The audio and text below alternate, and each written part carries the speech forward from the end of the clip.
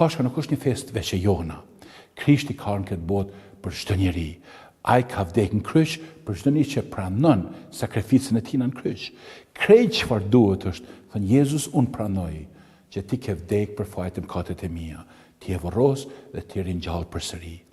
Ne nuk shkojmë me festu festat e një varë, sepse Bibla na mëson që në festën e Pashkës ata kishin pa që varri ishte i zbrast. Jezus Krishti doli para tyne, ata e pan, ata e preken me sy, tyne kishin mundësi me sodit fuqin, madhështin e Krishtit ringjallur.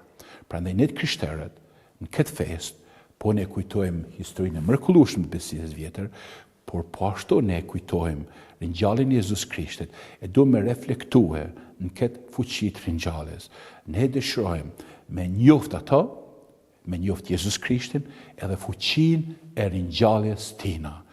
Ka fuqi në Jezus Krishtin, ka fuqi në ringjalljen e Jezus Krishtit, që çdo njeri që është në prangat e mëkatit, e tropnisë, e vdekjes, ka mundësi me marrë jetë përsëri.